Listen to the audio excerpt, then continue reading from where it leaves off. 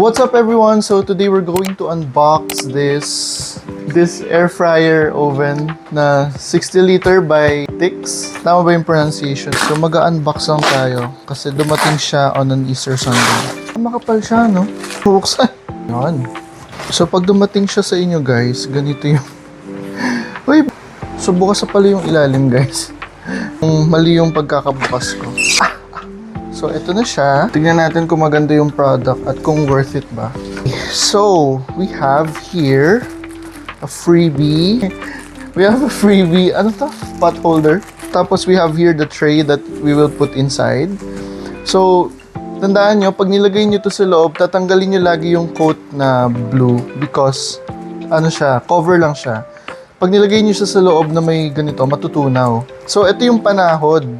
When you cook, ito yung ilalagay nyo sa taas. So, para siya nakaganon. Or otherwise, ganyan. Depende sa iluluto nyo. And then we have here the instruction manual. And nasira kasi yung aming previous air fryer. So, bumili kami.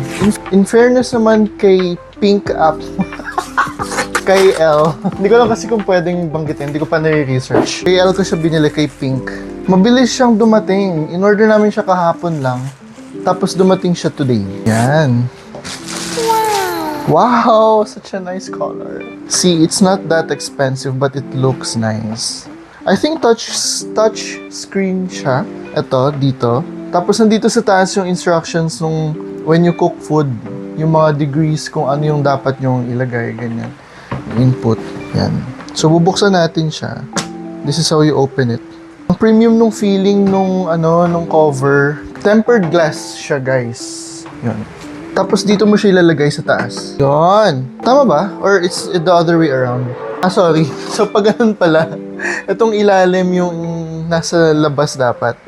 So, yan sa taas. Yan. Tapos, ulitin ko, tanggalin niyo po itong blue na coat. Toxic for the food. Yan. So, pag may niluto kayo dito sa taas, yung oil, tutulo lang siya sa baba.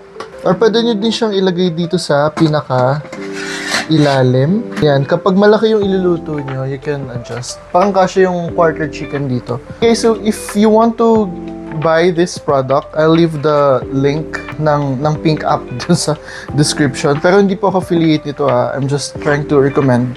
It's up to you if you don't want a branded one, but this one I think is already good enough. Now, sabi dito, on the first use, preheat the air fryer oven for 20 minutes to eliminate any residual odors or smoke. A slight smell during the initial use is normal and is not indicative of a malfunction. So pag ininit nyo daw siya guys, tapos may naamoy kayong weird smell, normal lang daw yon kasi yung chemical sa loob nag-react pa siya dahil first time use nga siya. So 20 minutes mo lang siyang ipipreheat tapos pwede na siyang gamitin. So hugasan niyo yung mga plates after. Tapos yun na, you can cook na. So ulitin ko po, nandito po lahat sa instruction manual, lahat ng kailangan nyong gawin before you use the product. But before you use the product, the appliance, kailangan nyo munang linisin yung loob. According to the instructions, kailangan nyo punasan muna ng damp cloth with a slight amount of detergent para lang malinis siya. Tapos hugasan nyo na din yung mga plates nyo. After that, on the very first use daw ng appliance, i-preheat nyo po siya ng 20 minutes. And then, during the first use, may maamoy kayong weird smell. Yung smell na yun, parang nag-react yung mga chemicals inside kasi nga first time niyang gagamitin. Pero it's totally normal naman daw, sabi dun sa instructions. Isin na natin siya guys. Ito na po yung damp cloth ko na may konting detergent para lang malinis siya kahit papaano before we use it. And then of course, pupunasan natin siya ng mga... Huwag niyong pupunasin yung taas yung plate. Kasi pag sinaksak mo siya, baka mag-short. Yung walls lang, yung lilinisin natin. Ayun, so napunasan ko na siya and nahugasan ko na yung mga plates natin. So ngayon, let's plug it in para matest na natin siya. Ito na siya guys, nasaksak ko na siya. Pipindutin nyo lang siya na isang beses para mag-on. Yan. And then, pipili lang tayo ng temperature. So, pag pinindot nyo itong nasa left side, andito yung temperature, pati yung timer. So, pag pinindot nyo siya, tapos umilaw tong degree sign, lalabas dito yung option nung degrees. So, 180 degrees siya ngayon, tapos automatic lalabas yung timer niya. So, naka 16 seconds. You can adjust it anytime. Yan. So, isaset natin siya ng 200, siguro 20 minutes or so. Ganyan. You have to press the other one. So, reminder lang guys, huwag niyong tatakpan yung taas kasi dito lumalabas yung init. So, huwag tong sterilized mode. Dito tayo sa ibang option.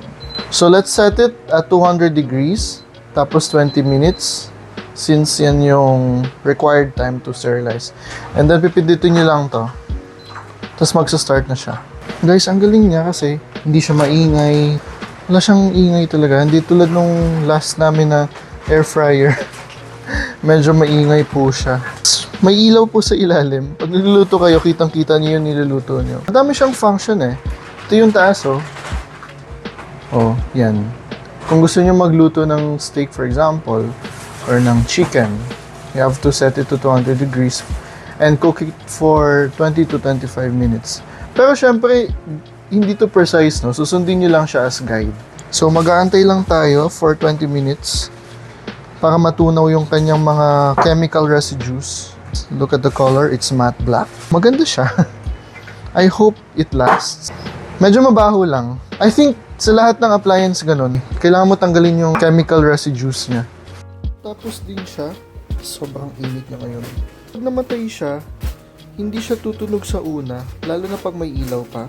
Tutunog lang siya pag namatay na yung ilaw. So, pag po kayo magtaka bakit walang tunog, medyo delay lang siya. So, magluluto tayo ngayon guys ng chicken.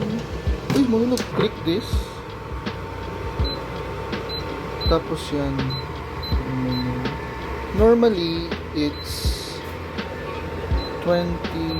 I-adjust ko lang. Tapos, click this.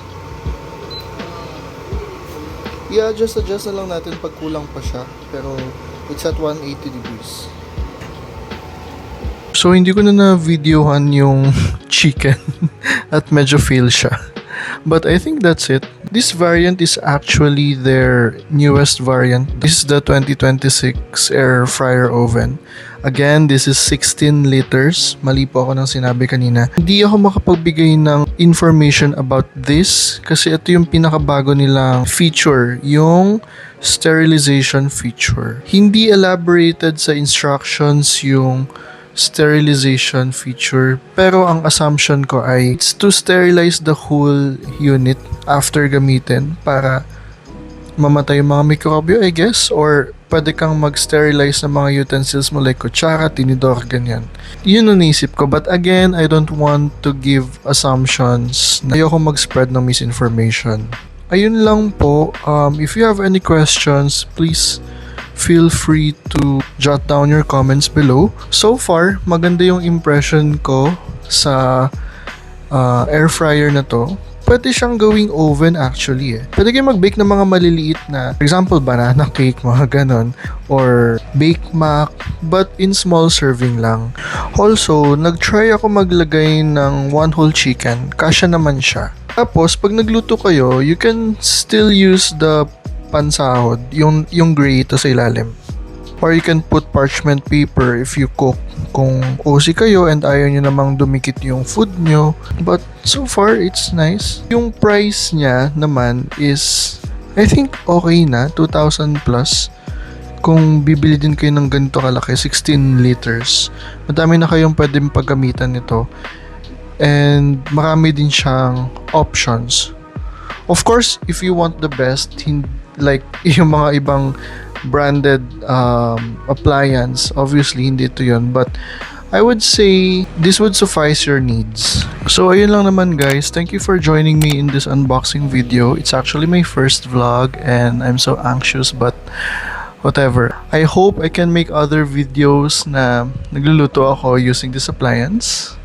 So I think that's it. See you guys soon and please support my channel. Bye!